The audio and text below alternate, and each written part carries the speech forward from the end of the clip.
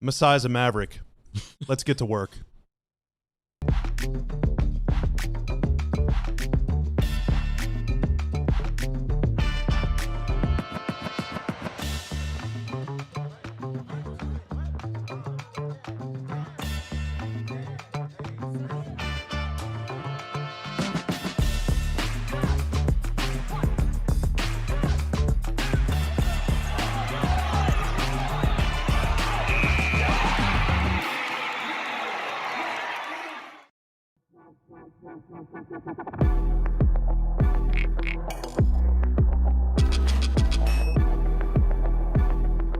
Hello, and welcome into an afternoon edition of the DLLS Mavs podcast, live from the warm, but still and always beautiful DLLS Sports Studio in downtown Dallas, Texas. My name is Bobby Corella. We got Ron Harrod Jr. here. Ron, how are you? Feeling good. Rocking the Quint shirt. Feeling good. It's a very hot day in Dallas. It was pretty cool some other days, so I guess we're getting back to that summer weather. Summer is here, Mark Stein, and busy times are already upon us, aren't they? Yeah, I am a bit frantic. I'm listening to every word you guys are saying, I promise, but I'm returning like 73 messages too. So we got two phones. It was that kind of day. It was no coffee though. I haven't had a sip of coffee yet today. Whoa! I haven't had a sip of coffee, or even how's he breathing? Or even a bite of food. Water only. No, he's gonna pass out. I went straight from Sirius XM right to the press conference. Wow. And now Ron and I walked in the No. I'm good. I appreciate the offer. I'm good. Yeah. Ron and I walked back in treacherous conditions to get back here. Sweating bullets. Because I'm very excited that we're doing a live show, not at noon, responding to a news event. That's right. My kind of show. It is an afternoon edition. You heard Tanner Rotman's voice. We got producer Tanner in the house. Tanner. Hello. How are you? Very excited. That was an awesome press conference. It was. We got Kevin Gray will be joining us in the next segment for the rest of the show, but we wanted to start because, you know, a lot of you by now, if you're joining live, you probably at least have seen some quotes. Maybe you watched the whole Masai Ujiri introductory press conference that happened at American Airlines Center, just mere steps away from our beautiful More studios. steps than you think. If you're listening on the way home from work, maybe you didn't see the press conference at all. Maybe you saw a tweet or two, but that's it. We're going to try and fill you in as best we can, and there's no better way and no better people to start doing that with than these two fine gentlemen who were in the room. So, Ron, let's start with you to give Stein a little bit more time to get his text off. Stein, I'm coming back to you though. So I'm ready. listening. I'm believe me, I'm dialed in. He's locking in like he never has. Yeah. But Ron, what was the vibe like? What are your overarching? Let's get specific later, but like your big picture kind of takeaways from Masai. Well, Masai is one of the best speakers that I've ever probably been around and been able to hear. I was at the 2008 inauguration when President Barack Obama got inaugurated. And they have a lot of similar tendencies. Like they just take the room is just there. It's like there's no one. They're so big in the room. It's like he was the star there. Like there isn't too many GM press conferences or new president basketball operations press conferences where it's that like the person that's talking is that big in the room. He was big as like a head coach would be, a player would be. He's just such a big figure. I mean, he was asked about the Luka Doncic trade, which I was a little surprised about, but just overall, Mavs fans do clearly still want to know the answer to that. And he dropped a quote of, when kings go, kings come. A king went, and we have a little prince here that we're going to turn into a king. And that's genuinely one of the hardest lines I've ever heard in my life in person. Like pure aura, pure just smogging the complete crowd. I'm so old. I mean, you guys are. It's just pure aura. You guys are speaking in generational. It was a bar, Mark. It was a bar. No, it was a bar. I mean, was he Jay-Z up there? Pure I mean, he dropped aura. Proverbs on the stage. Like, and I was just like, oh, like, cause I've heard a lot of people talk about the incident. Like, if I was asked, like, if I was a GM in the seat, I don't think I would have been able to answer the questions. Some of the questions as good as he was. Like, people probably want him to say, like, it was a mistake. And people probably want those kind of statements. Like, that's not realistic from, like, a grown person in a job. They're like, that their goal is to win championships. Like, that's not how real people act in those positions. Like, maybe you and your friends and your family can yell about that, and that's who should be doing that. But from, like, a actual, front office perspective, I think he had the best first impression that you can probably have. Yeah, I mean, his job is not to relitigate the past. His job is to lead this team forward. And, in order to be a leader, you have to earn people's trust, and you have to earn people's attention and respect and all that stuff. I mean, Masai has the credentials. Markey has the experience. He's run not one, but 2 teams and turned 2 teams into playoff contenders, and he's won a title, and he's won Executive of the Year, and he has all of these, all of these achievements and accomplishments on his resume. He also just seems like a really cool guy. If you were in the room, or even if you were just watching on the live stream, or if you just see the clips later, I think you'll come to the same conclusion that Masai, and I feel like I've been saying this for the last 24 hours now, but Masai is a showman. He is a huge presence. He is a leader.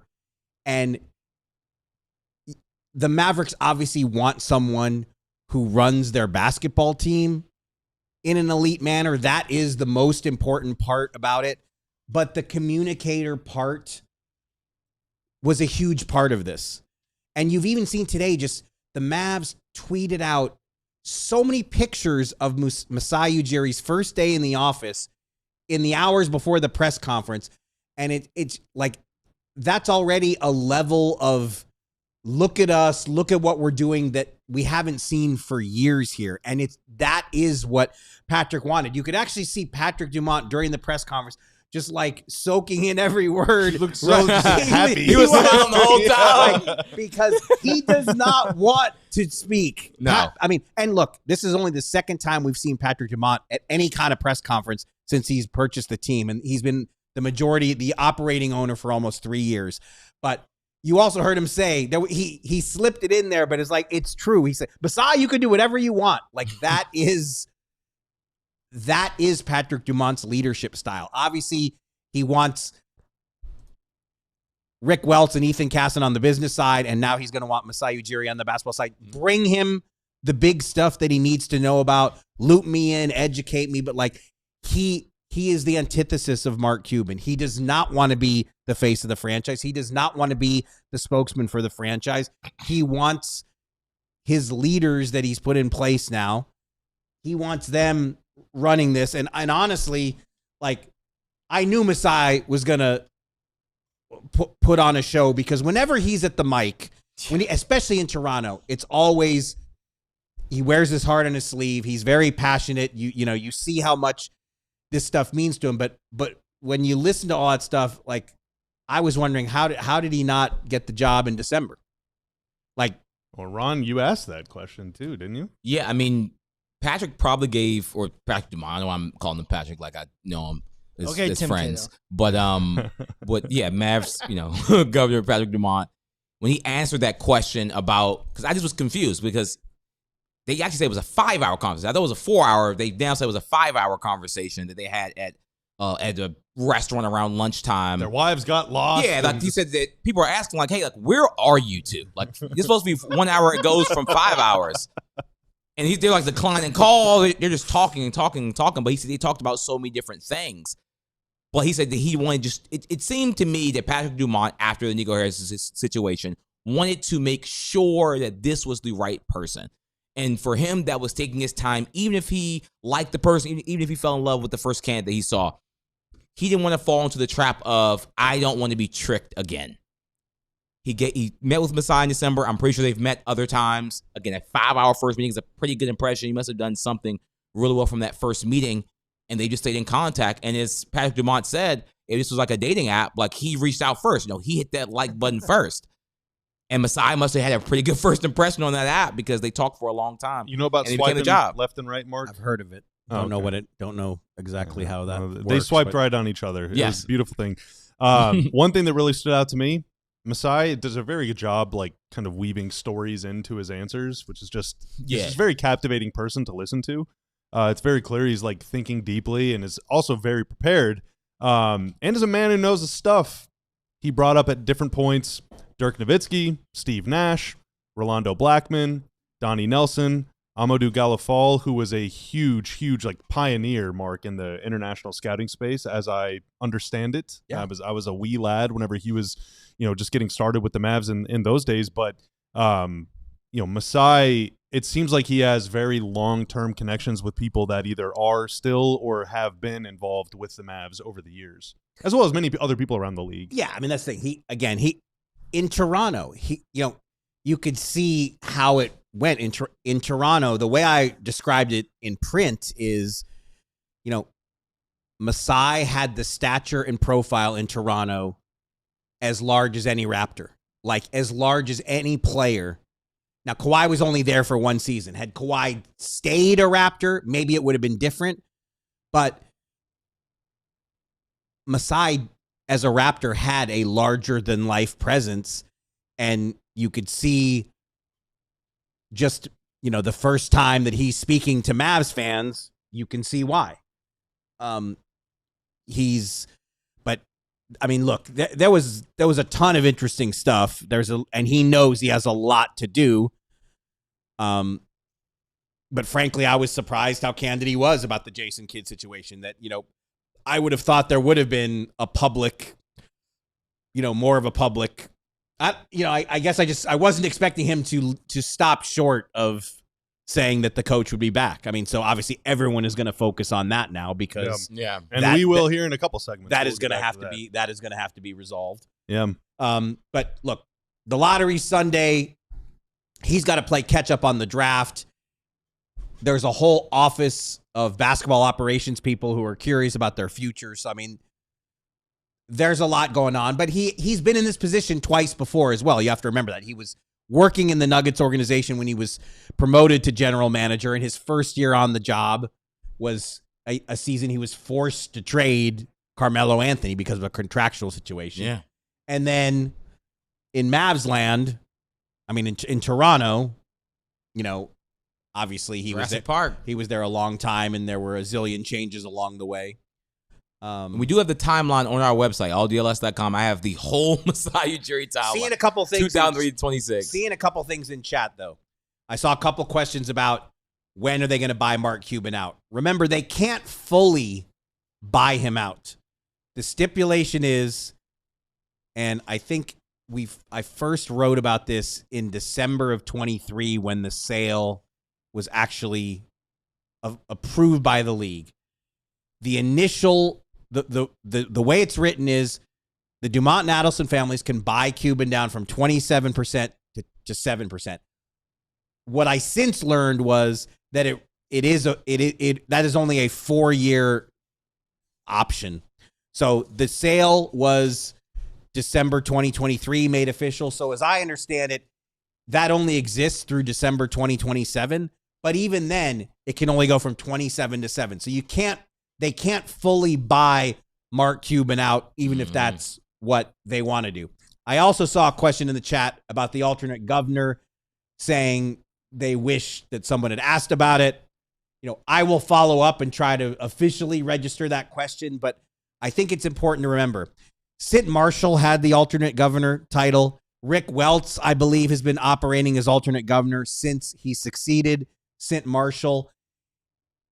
It really means, what it mostly means is that Masai Ujiri can represent Mavericks at Board of Governors meetings. Like, I think there's it's not like a day-to-day thing. It doesn't mean like he's a partial owner or whatever, so there is, I understand the fascination with it because it sounds huge on paper, but look, he doesn't need alternate governor. Like, you can tell if you watch this press conference, and I urge you, after listening to this show and listen to this pod, however you're consuming this pod, I think you should, if you haven't already seen it, watch the whole press conference.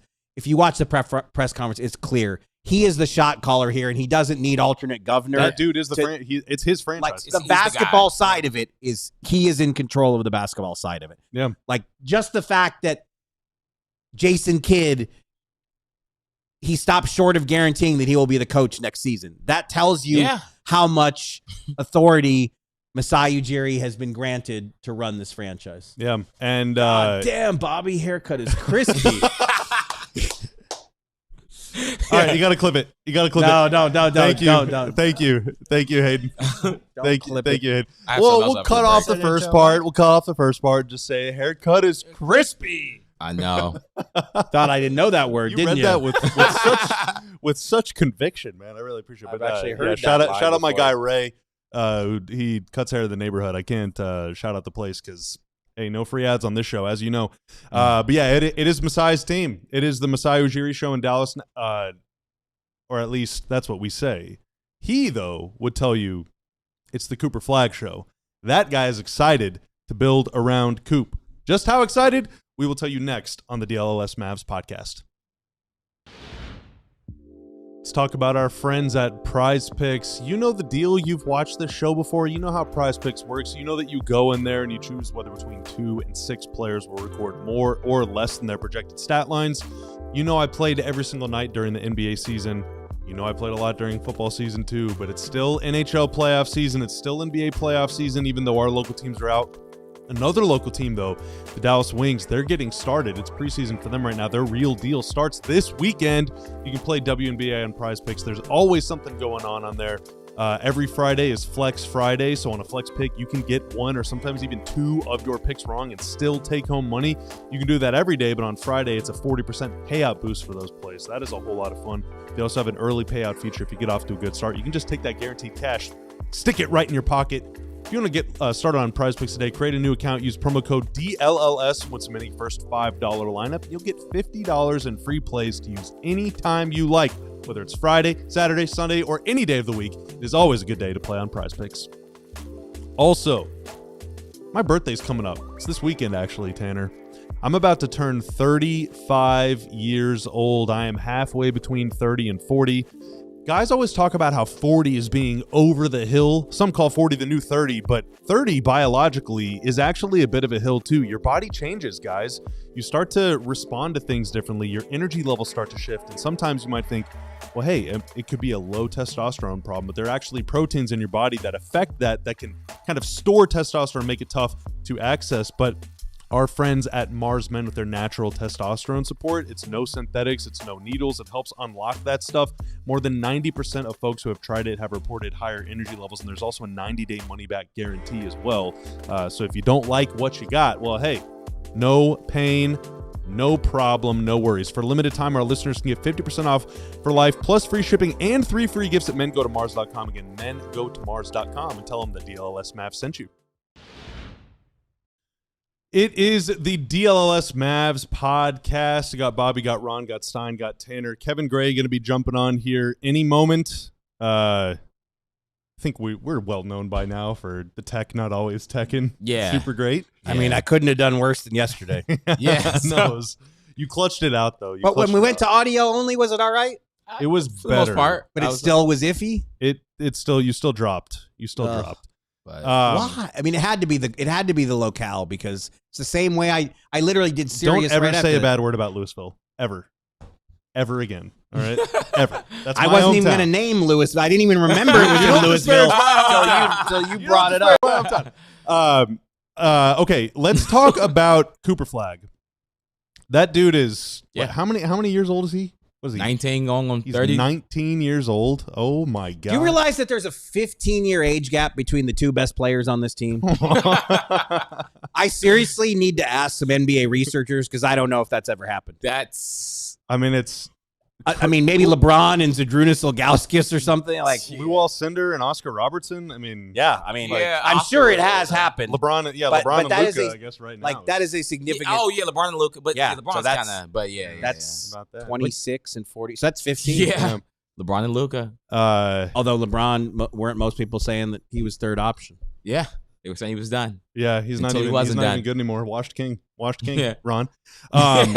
You said that? Of course not. Of course I would not. never.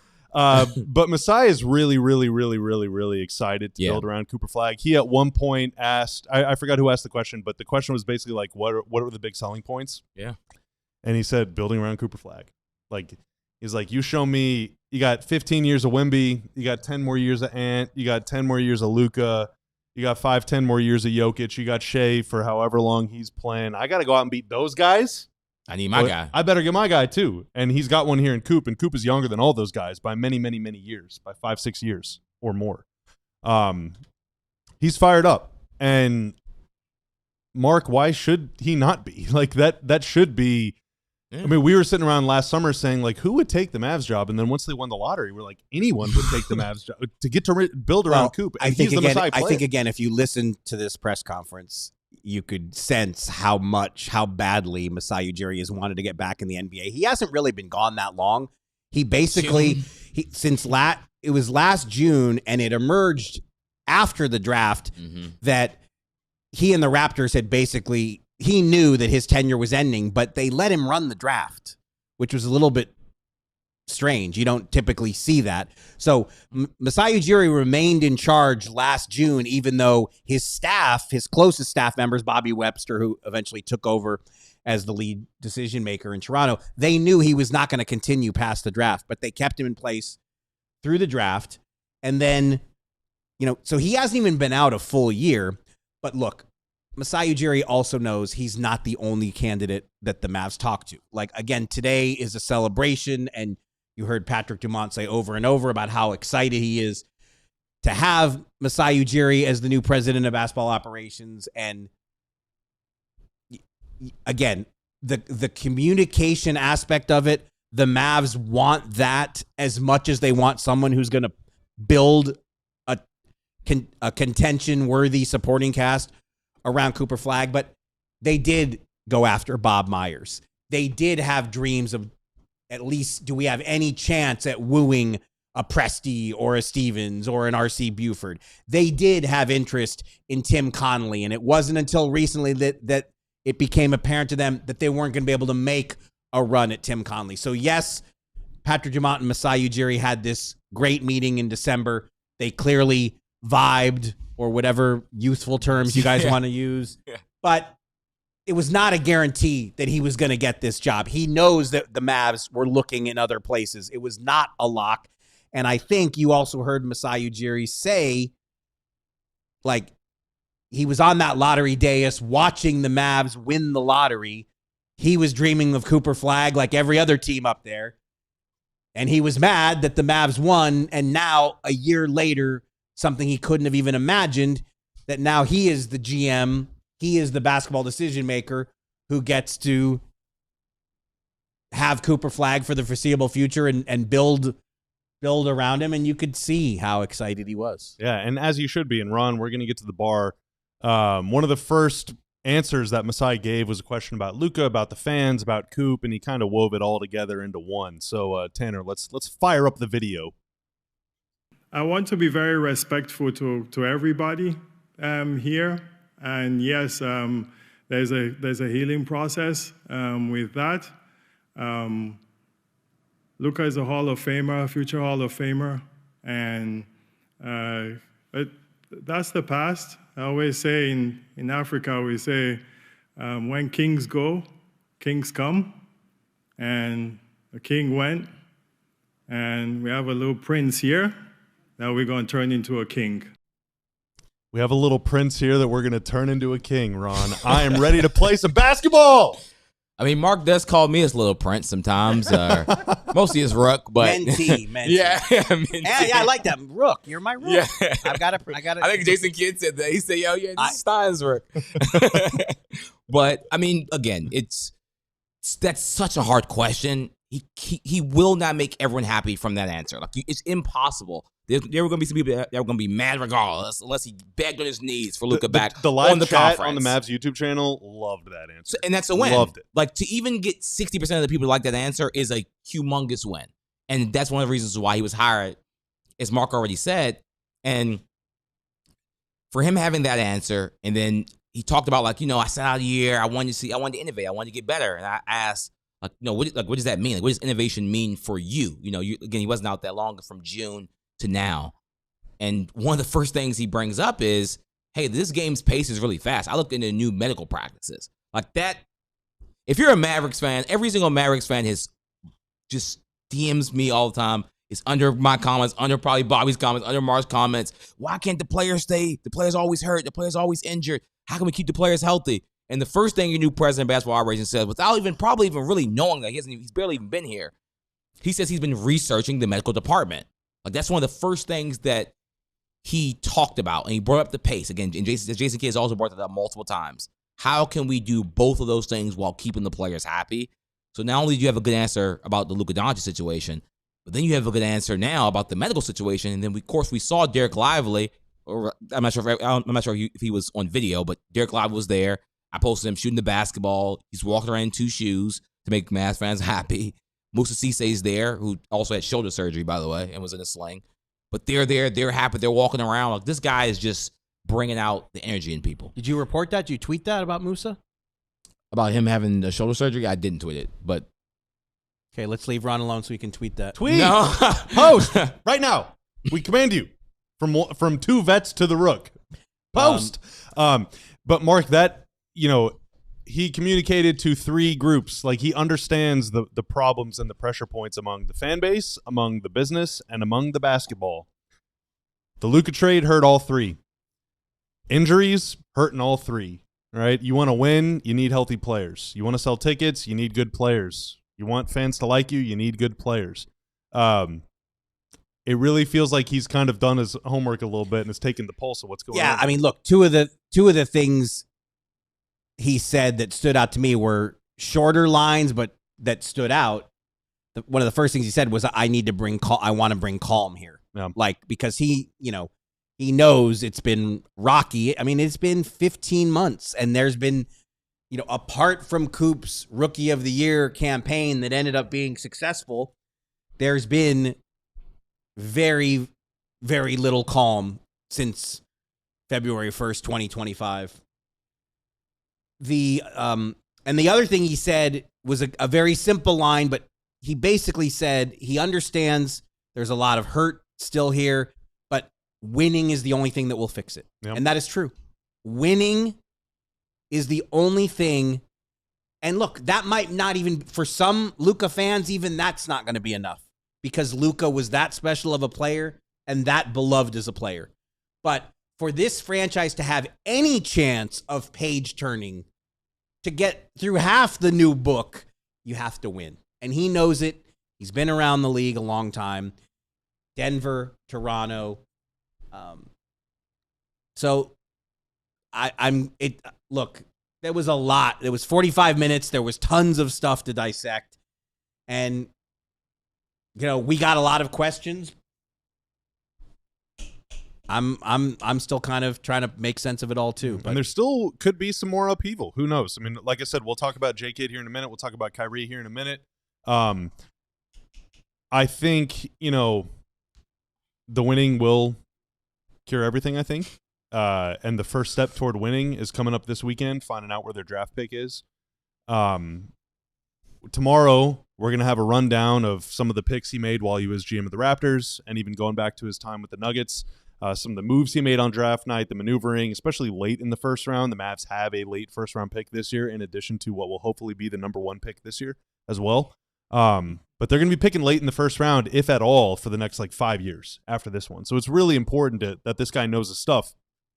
But the hardest part is already done. You have the foundation. You got Coop. You got a 19-year-old all-star. He's going to be an all-NBA candidate for the rest of his career. You have a superstar sidekick that's totally cool with being a sidekick in Kyrie Irving.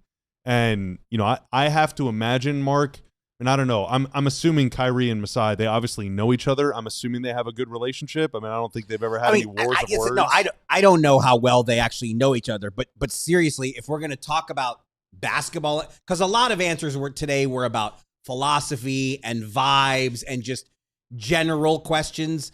The meatiest answers that I remember, obviously, the whole situation with Jason Kidd. I mean, Masai said he wants to examine this franchise head to toe. Mm-hmm. And he said, I spoke to Jason Kidd yesterday, but he stopped short of guaranteeing that he's going to be the coach. I mean, that is as blaring a headline as there could be. Yeah. But his answer about Kyrie was pretty revelatory too. Yeah, I mean, let's hit a break and get to those. Let's hit a break and we'll get to both of those right after this on the DLLS Mavs podcast.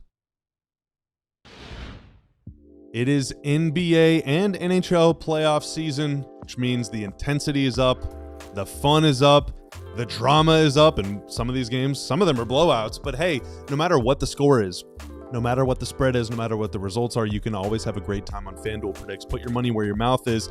Enter or exit your position at any point. If you want to call the spread, the total points, just who you think is going to straight up win. These are the moments that make games fun. This is what we remember for the rest of our lives while we're watching playoffs. And if you sign up right now on FanDuel Predicts, you will be given a $25 bonus. It's free money. What are you waiting for? Download FanDuel Predicts today. Create a new account. Offered by FanDuel Prediction Markets, LLC, a registered futures commissions merchant. Must be 18 or older. Bonus is non-withdrawable and expires 7 days after receipts. Trading derivatives involves significant risk and may not be suitable for all investors. Manage your activity with our consumer protection tools. Restrictions apply. See terms at FanDuel.com/predict/bonus-offer-terms today. Also, we had a little bit of a fake spring. It was in the 50s for some of those days. It was getting a little cold outside, so I could have used a beanie. But now that the sun is out, you got to protect the dome. You got to protect your neck, and a hat is the best way to do it. And if you want to feel good and look good, hey, Branded Bills is going to get you set up. They got snapbacks. They got truckers. They got beanies, like I said. They got fitteds. They even got T-shirts. My head is kind of big, so I'm not that much of a hat guy, but I will always be a shirt guy. Branded Bills has you covered with performance and style. And if you want to make some custom stuff, put your own logo on it. Say you have a DLLS sports company that does podcasts. You want to put your logo on a hat, get with Branded Bills. They'll work with you. That's how we make our hats. And they also have, if you want to rep your school, a partnership with more than 40 colleges, part of their campus collection, including TCU, Texas Tech, and, of course, Texas. Head to brandedbills.com and use code BBDLLS15. Again, BBDLLS15 to save 15% off your first order today. And you can be looking and feeling good very, very soon. Welcome back. Okay, Mark, let's pick it back up with Coop and Kyrie. So I think everyone who watches this show knows the math. We saw Kyrie Irving and Anthony Davis play together for 2.5 quarters. It was great. It was great. We've seen Cooper Flagg and Kyrie Irving play together for 0 minutes and 0 seconds. It sucked. But again, there is a 15-year age gap between the two. But the answer was, when asked about Cooper finally playing with Kyrie Irving, presumably next October, he said, "I dream like you dream, man. I want to see that." So now, look, nothing, is that an absolute position? I don't think he meant it as an absolute position, but it is at worst a very strong indication that he wants Kyrie Irving on this team when training camp starts late September, early October. Do you think that, it seems, at least to me, that Masai is the kind of guy that has the stature, the experience, the resume of a guy that an aging Kyrie, whose agent, stepmother, came out and said, "We want to win a title. This isn't about, we're not trying to go 25 and 57 every year." Seems like the kind of guy that would earn Kyrie's trust right off the rib. Right? Definitely. Well, the way I've always looked at it, I don't want to speak for Kyrie because I haven't had an in-depth conversation with him on it. He can say, if, it looks from the outside like he wants to mentor Coop and play with him. But to me, it's not even, those really aren't the issues or the determining factors. To me, the determining factor is going to be teams that lose early in these playoffs. I just have a gut feeling. This is not reporting. This is just in my anticipation. Somebody's going to call the Mavs and say, we're more of a veteran team. Yeah. Are you willing to talk Kyrie trade? Probably more than one. Are you? Yeah. He's probably got more than one. He's got a trade. He's got a very tradable contract in terms of a player that good in the modern NBA, where, his salary number and how many years left on the deal. So it's like, there are going to be a team or teams most likely that will test the Mavericks' resolve. And now it's going to be Masai's decision to field those calls and weigh that decision. And so, I'm not taking what he said as an absolute. I don't take that as I guarantee that Cooper Flagg and Kyrie Irving will be together when next season starts. But we know that's what he wants. We know that's what he would like to see. Yeah. So, that could also be strategic too. It could also be, if you want Kyrie, you better come with a good offer. Come with the dream package.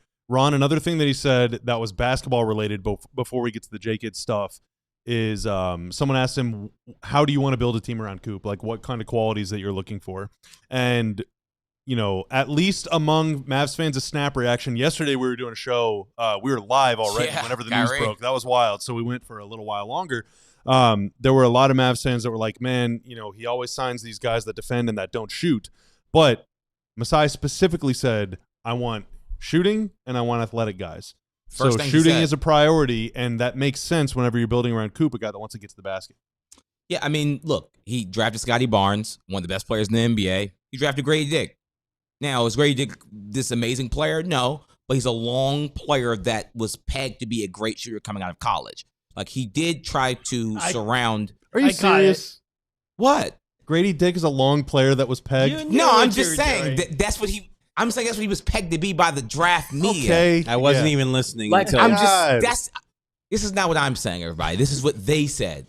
This is what people said. Like, as Mark says, we don't do the draft. We do our best on this show, but we're not as much experts. He's supposed to be a shooter. He's 6'8". He wanted to surround him with shooters. He tried with Grady. Again, Grady's not an amazing player. And but to be fair, 13th pick. It's 13th pick. It's Scotty not. Barnes It's not. is 4th. It's the end of the lottery. Yeah. Again, you have 2 picks left. I think he's going to try to get some shooters around Cooper Flagg, and we talked about Kyrie Irving. We're not going to use the Kyrie quote, all right? This is why I don't say it, and we're going to use it. correct. I don't think we have that. Yeah. I did that once already. So when Masai was asked about Kyrie, this is a quote that he said, and Mark also tweeted this. I dream like you dream. I want to see that. I'm excited to see that. We all are. He's experienced and a championship player. I think it's going to be pretty cool, and it's going to help Cooper. Like, if you're a Mavs fan, like, that's what you want to hear. Like, not only championship, he's dreaming, and he wants him to play with Cooper Flagg. He's like hitting all the different things like a 20-second soundbite.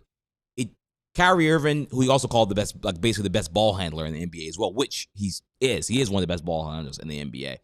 To pair a player as skilled as Kyrie Irving with the athleticism that Cooper Flagg shows is something that he's tried to do in Toronto. Isaiah Quickly was brought there as well to be a floor space. Emmanuel Quickly, was brought there to be a floor spacing shooter. Again, he did the most he could to land a player like Kyrie Irving. He hasn't had his Kyrie Irving until now. And he also mentioned that Kyrie's really good off the ball, which is important. It's true. Because he highlighted J-Kid's decision to put the ball in Coop's hand more, especially as the year went on. So you do want your point guard to be comfortable playing with the ball and without the ball. The only other 2 players, unless I'm mistaken, that are currently on the Mavs that he mentioned by name were Max Christie and Ryan Nembhard. Is that correct? I didn't know it. Did you hear Nembhard? Somebody in the comments said Nembhard. He did early on. He mentioned Nemby. Okay, so he did mention Nembhard. Yeah. I was like, he mentioned Nemby and Max. And I did hear Max Christie. Did he mention Lively? I think he said that he met Derek Lively because Derek Lively was there. Okay. But he said he met but Lively. No Gafford, no PJ, no Clay. Now, obviously, everyone's antennas are going to shoot up about that. But you know, whether it's those guys or whether it's the players that he did mention or whether it's anybody else, if you're not super athletic and if you can't shoot, hey, you might be on your way out. But then again, every team in the league wants very athletic. I haven't heard you this happy in a long time. I'm just fired up, man. Also, you're talking to me mid-coffee. Normally, you get me pre-coffee. Maybe noon is a little bit too early for the show. Absolutely not. Peak show. Well, you know, we used to start at 1. Right whenever we launched, we started at 1, and then we flipped with the Rangers because it conflicted with some other stuff. But anyway, okay, let's get to the J-Kid thing. So we have the video for this, right, Tanner? Yes. Okay, so someone asked about J-Kid, and Masai didn't totally answer it on the DLLS Mavs podcast. I had a conversation with Jason Kidd yesterday. I'm going to meet with Jason Kidd, hear his thoughts, on everything. Another Hall of Fame player, has done a great job, but we're going to look at this thing from head to toe. That's the right way to look at an organization, evaluate in every single way that we can. But yeah, I talked to him, and I'm going to hear his thoughts on where he sees this. Look at this thing from head to toe, Mark. That obviously starts even above J-Kid with guys like Matt Riccardi and Michael Finley, but those two, J-Kid, those are the first meetings that he's got on the books, and then it's scouting, and then it's assistants, and then it's players. I mean, it seems like this, even if no change happens, it seems like he is taking. And he was asked about Jason Kidd again later in the press conference. Mac Engel from the Fort Worth Star-Telegram asked a second question because he said, listen, the way your first answer sounded to us is Jason Kidd might not be back to coach this team next season. Good question. Is that how we were meant to interpret that? And he, again, made no commitment either way, but he did point out, and this is historical fact, when he took over the Nuggets, he inherited George Karl as his head coach, and George Karl continued to be his head coach. And when he went to Toronto and took over the Raptors, Dwayne Casey stayed as the head coach for 5 more seasons. I reported last night on my Substack, Jason Kidd has 4 years left on his contract. This was year 1 of a contract that has been extended twice because, remember, the past 2 off seasons, other teams were coming after Jason Kidd. The Mavs extended his Patrick Dumont extended Kidd's contract the first time after the Mavs beat the Clippers in round 1 on the way to the finals. First of 3 straight series Dallas won against 50-win teams from the West, because the Lakers had fired. The timing of it was because he was going to get an extension anyway, but the timing of it was because the Lakers had just fired Darvin Ham, and there was a strong belief that the Lakers were going to come after Jason Kidd, who had been an assistant there under Frank Vogel. And, of course, Frank Vogel is now a Mavericks assistant. That was the first time Kidd's contract was extended. Then last summer, Jason Kidd was the Knicks' top choice. The Knicks tried to get permission to speak to Jason. I'm going to try to remember all 5. I usually always leave somebody out. The Knicks wanted to speak to Jason Kidd, Ime Udoka, Billy Donovan, Chris Finch, and Quinn Snyder. Boom! They got turned down for all 5. Some people Dang. think they know sports. But Jason Kidd was their number 1 choice. Yeah. And so his contract was extended twice. I think we actually broke the second one, right? What were we in Vegas in October when it was officially announced? We were there for the. I believe you. Yes. Well, you were there. You were there. It was for the.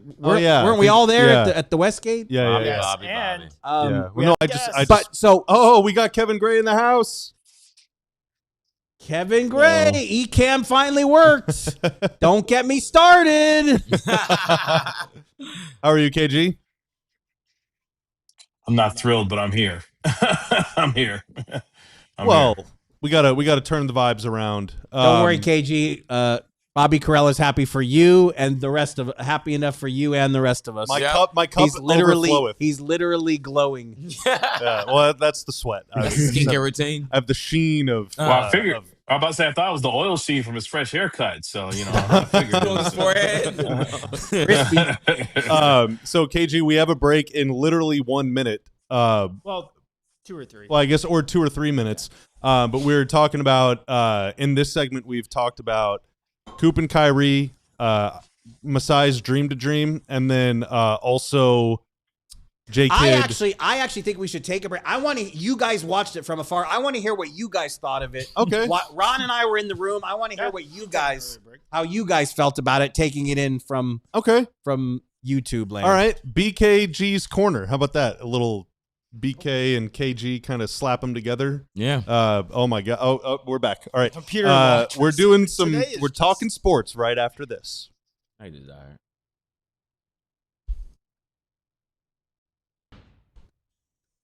And we'd like you, yes, you, to become a diehard. We got some really cool stuff on the website. Dropped the article this morning. We have the complete list, the complete timeline of Masai Ujiri's basketball journey. It's like 20 things in there from 2003, from an international scout to all the way to 2026. All his big moments, all his favorite quotes, all the big trades that he made, and then how good and how successful he's been with the franchise that only has 1 title, and he was the GM while he was there. And the lottery's coming up, Bobby, on Sunday. We're going to have some stuff for the lottery. After the lottery, guess what, everybody? We're going to have some more stuff talking about some draft prospects. You can also read, of course, our Dallas Cowboys. They got Caleb Downs. We're happy about that. Stars, you can read about them. It was a sad ending, but we'll see who comes back. Connor Maybe McDavid? GM. Oh, Connor McDavid. Connor maybe, McDavid? Maybe gets traded the best player. He maybe said gets the traded. Oilers are a mess. You know who's not? Well, The Dallas Stars, baby. maybe they're not a mess, but regardless, if it does happen, we will have it, everybody, and we will be first on having it. I promise you. Take my word for it. We also have the Rangers who are going. Who I'm not sure. Are Rangers over under They're a 500. couple below 500. They're still in very that early. range of like if they go on a win streak.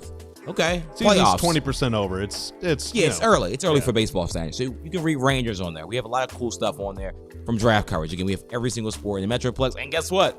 The Dallas Wings, who was just reported that they're going to be playing all their games in 202027 at the American Airlines Arena, Bobby Carella. All their home Wait a games. minute. When did that happen? Was that Maya literally- Taylor, I think, tweeted it.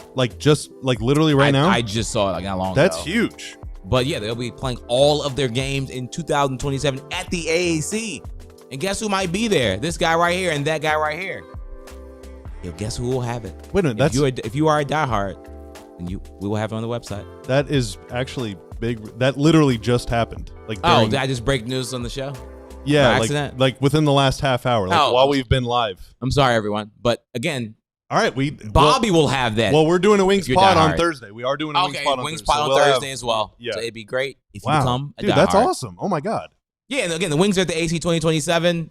Dallas on the way up, man. that's really cool. All right, dude. Heck yeah, KG. We stay winning. All right, it's the last segment of the DLS Mavs podcast. We got Bobby, we got Ron, we got Simon, we got Tanner. Joining us way over there is Kevin Gray. KG. So I guess we've talked all sorts of talk. How do you feel about the Masai presser? Yeah, I mean, I thought his remarks were measured. I thought they were present for the moment that he was meeting. I mean, you guys have talked about it. I thought his answer, outside of Kyrie Irving, a year or so ago now, at this point, year plus now, Masai Ujiri probably gave the best answer of any executive when discussing, the exit of Luka Doncic and now the coming of, Cooper Flagg. So I thought his king answer was about as spot on as you could get. And you can tell this is a man who has been itching to get back into this league, to have a chance to compete for a championship again, and has a burning desire to win. I think you could feel that as I was watching, on YouTube. You could feel coming through the screen that this is a man who is had a chance to reflect, had a chance to understand where he is at this stage in his life and his career. You could do that when you're sitting at home with your kids and your wife and looking at you like, what you doing around here, playing Uber driver all the time. And now he has a chance to get back to doing what he believes he's called to do and what he's best at doing, which is putting together championship organizations. And I thought his answer, what was the attraction of coming to this team? He's like, I'm looking around the league, 10, 12 years of Shea, 10, 12 years of Luka, 5, 7 years of Jokic, 15 years of Wembanyama. Cooper Flagg is in the back pocket of this organization. If I'm going to try to go beat these guys, I got to have something to do it with. And Cooper Flagg is a guy. So I thought he gave some really good answers, and there's a real energy and presence about him that I think Mavericks fans will like, and I definitely like as well. Yeah, he's just a really well put together guy. Like he just is. He's very calm, cool, collected. And I think his personality differs pretty sharply, I think, from Nico's. I mean, in kind of obvious ways. Nico even privately is described as this guy that's very charismatic. That's guys really gravitate toward him and all that stuff. But publicly, we never really got to see that. Whenever Nico was at the podium, Nico Harrison was kind of almost like nervy or anxious or quiet, reserved. Donnie Nelson, on the other hand, he'd get behind the mic and just try and crack jokes. And like, he was never, this was all on purpose. Like, he was never trying to say anything of substance. He was never trying to reveal too much. He was always trying to just play it kind of coy. And same could be said for head coaches. Like, Jason Kidd gets up there. He's very kind of quiet. He's going to say exactly the thing he needs to say and nothing more. Before that, Rick Carlisle was. Pisses him off. You what? Unless Ron pisses him off. Oh yeah, unless Ron, you ask him a question on a bad day. Oh no, me and Masai. Yeah, we're getting there. But then, before him, it was Rick Carlisle who would say what he needed to say and several words less than that sometimes, and Rick wasn't exactly like a Riz god or anything, and Avery before. I mean, I know what guess that means. You can go all the way back to Nelly. I'm sure gave a lot of great quotes, Mark. But Nelly. It'll be really cool to have, and even the players like Kyrie will give some great quotes. Some Mavs role players over the years have, but Coop, Luka, even going back to Dirk. Dirk was the best, but he was very rarely gonna reveal too much. But it's just cool that there's a guy now that is gonna he's gonna tell some stories. He's gonna make you laugh. He's gonna make you think. He's gonna bleep the other team as he did when he was in Toronto in 2013. He said bleep the other team. He said F Brooklyn. And then the NBA fined him for that, and then the next year he did the same thing. And he was like, I'll choose my words carefully moving forward. There were so many Raptors fans that were upset when he signed with the Mavericks. Like, it probably was time for him to go, 12 plus years. You've done your time. Sometimes there's literally time in life just, move on to your next step. But Raptors fans were like, this is like, I love how Bobby's done this, but Raptors fans were like, this is like seeing like your ex go and have fun somewhere else. And that's probably how a lot of Raptors fans feel. Like, this is like, dang, that was my favorite ex. Like, favorite ex? Some people have favorite exes, in life. Not me, of course. Definitely not me. But other people, of course, have that. And some of the other people, they see like, oh man, they're having just a great time over there. Like, I feel like this is crazy. And that's a lot of Raptors fans are saying on, I think it's the Raptors Reddit. I saw some of this on. Your boy's trying to get more into it for the Mavs fans. But I did see some of that on Raptors Reddit. They're upset about this. Like, again, it might have been time for him to go. That does not mean it was easy for Raptors fans to move on, seeing him in a blue suit today. Hey, on a summer show idea, we're power ranking our exes. Ron goes. No. Ron's Absolutely. gonna. I like sleeping in the bed. I sleep in Ron probably has the most exes. No, none. I have none at all. I have zero. Oh wow. What's KG, power rank, Bobby's. Is there anything else, KG, from Masai that stands out to you? It's almost Tankathon time, if you can believe it or not. You guys again talked about it again, earlier. His very first answer, very non-committal to the idea of Jason Kidd being his head coach going into the next year. So I think that was pretty interesting. Yeah.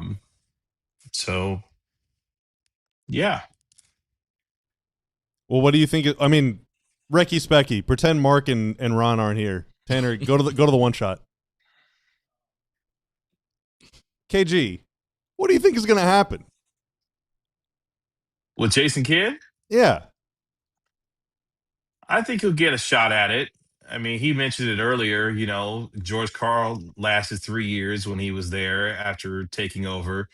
Dwayne Casey lasted 5 years after he took over there. So I'd imagine he'll get a shot at it. He's got 4 years remaining on his contract at this point.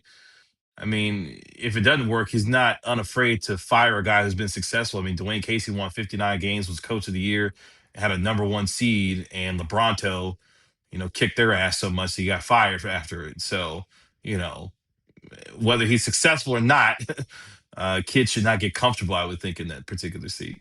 Yeah, one, to kind of reinforce some perspective, Mavs fans, I saw someone say this the other day, and I forget who it is, so I'm sorry, but I saw someone tweet. It might have been Istok, actually, our old friend Istok Franco from Slovenia, now mostly covering the Lakers. But the Mavs are still the only team that's beaten the Thunder, and the only other team that's beaten the Wolves is the Thunder. So, the Mavs accomplished some pretty cool stuff. Now, granted, you can give Luka a lot of credit for that. You can give Kyrie plenty of credit as well. You can give Jason Kidd as much of that credit as you want, but he was the head coach for those series. And no team has conquered or vanquished the Thunder since then. Nick Crane's Thunder. Yeah. No one. Okay, yeah. So we'll keep talking about this tomorrow. Obviously, we got all offseason to talk about Masai and the presser and leftover thoughts and everything. But let's get to a couple super chats and then let's do our Tankathon Spinorama. First off, Ira, the $5 super from Super Chat Ira. The amount of respect he gave Nico was perfect. Pausing before, this is about the Luka question, pausing before to gather his thoughts and then said what he said was perfect. Plus mentioning Nimhard early. That's right, NIMBY with the shout out. Mark, it really felt like that was a very, not even political, just respectful way to talk about something that people are still kind of fired up about. Canadian. Who's that? Nimhard. Oh, you think that's why he got the shout out? Yeah, I'm sure he's known. I'm sure he's known him since he was. Masai Ujiri, by the way, is an Order of Canada. Is he or he has? I have he has no a idea what that title. means. He's a titled person. He was there long enough to say organization. Oh, he says organi. Shoot, that would have been bad. Do you want to read the next super chat? Well, hang on. He's got an OC.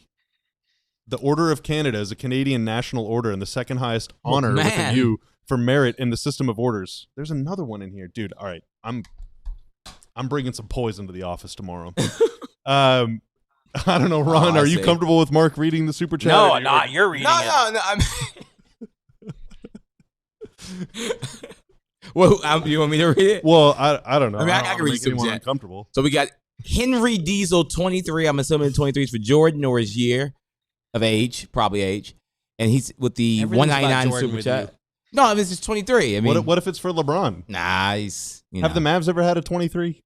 I'm sure. Tim Legler. Tim Legler. Wow, that's the one. Cedric Sabalos wore 23 as a Mav, I believe. Didn't he? I think you're right. I love how Bobby's looking this up. But Henry said Bobby went to a black barber, cut crispy AF! Exclamation point. Clean. Sabalos I think it's a compliment. Sabalos did wear 23. I appreciate that. My barber is Dominican, so Afro-Latino. Did Legs wear 23? Okay, that tracks. Let me. It depends. I guess David Ortiz. I don't know. I guess he has. Are to you guys answer surprised I know what AF means? that. No, you do. Legs did wear number 23. No. Dude, hell yeah. You was out here cussing earlier, and I was like, "What is Stein doing cussing on air right now? Like, what's going on here?" I read a comment. You didn't have to read it; you was still cussing anyway. Like, but you put on a KG, he suit read it and a with so shirt. much attitude too. Like, That's what I'm saying. Like, he read it with some NWA. Look at Luke Byrne. Can we read Luke Byrne's non-super chat? Sure. Luke Byrne. Also agree with Stein with the later start to the show. Stein, a man of many great ideas. With the light bulb. Hold on. Hold on. We got to hold on. There's some context. You know, Luke, our friend Luke is in Australia. So the later we do the show, the better it is for him. So, you know. Bryson Graham, respect. come get me. CHGO. Come get me. Wow. I think they started 4 on that show. Saying right here with us, Mark. Wow. All right, cool. Appreciate the super. Who are all the 23s in Mavs history before we get to Tankathon? It's on Basketball Reference. Yeah, give me 1 second. 1 second. Now I'm curious. So Probably a lot, right? definitely Legs and Cedric Sabalos. Like, no. Steve Bardo. No, I don't know, Steve. What can you tell me about Steve Bardo? I think played in the NBA before Michael Jordan. I'm gonna guess. Alan Bristow. Alan Bristow. Oh, the GOAT, Trey Burke. Trey Burke were 23. Trey Burke wore 23. Whenever he first after the KP trade, he wore 23, okay, but then he changed to 32, and then I think 3. My college maybe goat. even 1. Mine too, dude. That team was so good. Trenton Hassel in 08. Carleek Jones. Carleek was here? Oh, Carleek Jones, yeah. How about Kai Jones? Just last year. Oh, yeah. Carleek, my college classmate. Oh, my God. Wesley Matthews. Oh, duh. That was. We forget about Wes. Wes. Wesley Matthews. That was a gimme. I'm sorry, Westy Wes. Anthony Morrow, short tenure Mav, just joined at the deadline. Brian Quinnett. Ooh, I was excited about this one. Josh Reeves wore 23. I was a Josh Reeves believer, I gotta say. I have to admit. Josh Howard were 5? Oh, Jeremiah. Yeah, he was number 5. Jeremiah Robinson Earl. Oh, Jeremiah Robinson just this Earl. year. Oh, yeah. literally. Yeah. Oh my Played God. pretty well in this time. Current Mav Tyler Smith wears 23. All right. Oh, you got to that forgive number us away for at that. this point. Yeah, 2 people this year had it. Why is my former friend the championship games saying he wants a Montreal Canadiens sweep? Oh, wow. What about right above that? wow. Can we read Lone Star Rob says earlier shows 10 a.m. Oh, That's no. right, Lone Star. So we and then- did yesterday, and look what happened. We Rob, hired that's Masai. just something else right They there. had That's breakfast something at Wimbledon, so we should have breakfast at DLLS. 2 more out of alphabetical order. So I'm far down. they've been in alphabetical order. The last one is McKinley Wright, who wore it in 22-23, two-way player. Wasn't even that long ago. But what about the last one, Mark? The last 23? The last 23 in Mavs history. The most recent? No. No, So second. this is alphabetical order. That whole list was, but McKinley Wright's name is the last one. There's one It's like a person W between last name. Smith and Wright. There's one person. I mean, I didn't remember most of these. I It's can only a- remember legs and said. I'm asking you specifically Because for I a should reason. know. For a reason. 23 with a last name of V or Masai W. Ujiri definitely knows him. Because he's Canadian. It's not who Bill I think it- Wennington. Yes! Oh. Yes! Yes! Bill Bill Wennington wore Wennington. 23. He wore 23 from 86 to 90 for the Dallas Mavericks. Sorry, 85 to 90. But yeah. Wait, how long was The that? irony. Tanner, Yeah, can you save Gakajan's comment, please? Can you put it in the file? Yes, I'll index it. All right. It's Tankathon time. Can It's you Tankathon time. screenshot chat, live chat? I gotta go home. I gotta go to the can. grocery store. All right.